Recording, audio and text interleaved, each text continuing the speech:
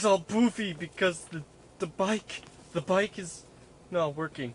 So I had to return it, and I'll be getting it on the 28th, I guess. But anyways, today I am going to be doing compost stuff. Because every day I come out here and do a video, I'm doing compost stuff. Because I tend not to come out here all the time, and the compost ends up... Well, we got two composts today. We got this one and this one. So, yeah, quite a bit of compost. Both are full. And then I'm going to be doing a little video on eating healthy and such, and how I like to think about eating healthy. And that's a big part about growing your own food and veggies and things like that, is eating healthier. Because you can get a lot more veggies and appreciate more different flavors and how much flavor you can get from the vegetables and stuff like that, and the quality. So I will do a little video on that, and here we go. So here I have this little graphic that I drew.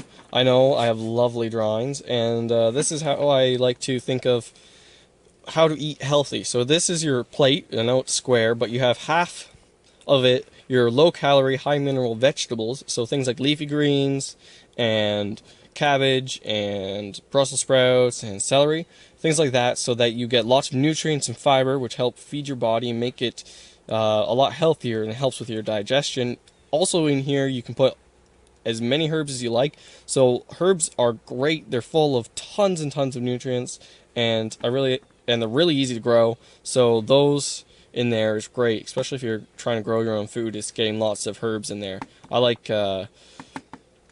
stinging nettle. It's a great herb. It's easy to grow and it's delicious, especially if you get the slender stuff. And then you want your calories, which is a bit more than half of the other half is your starchy things. So things with calories. So I like to put here any root vegetables because they're usually really high in sugars. Also fruits, things like that can go over here. So things like carrots, peaches, plums, pears, your grains, and beets and carrots, things like that. So that's, a fair portion. And then you want your really high energy foods, which have a lot of fat or a lot of protein.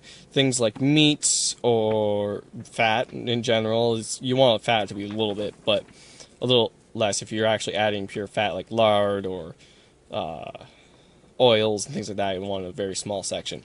Anyway, so you have your meat, your legumes, your nuts, and things like that all go in here. So that's really just a very simple way of thinking about it. You have your low-calorie, high-mineral foods. You want that to be the majority of it, so you have a healthier digestion and there's lots of nutrients that you're taking in.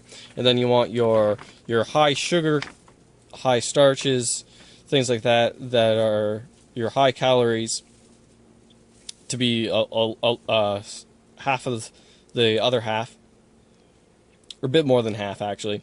And that's your grains and things like that. And then you want your meats. So your meats are probably the smallest portion because they're really high in energy. They're really good if you're really active. You usually want to increase this a bit more, but usually a lot of us aren't that active, and it's also really healthy for your digestive system to have lots of low-calorie, high-mineral foods. So you guys have a good one. I am going to fiddle around in the greenhouse, and you guys enjoy. Bye. Here is an actual plate with veggies, grains, and meat. This is rice, by the way. But yeah, look at all those veggies. Lots and lots of veggies. Meat. Good. Delicious. Wonderful. Goodbye.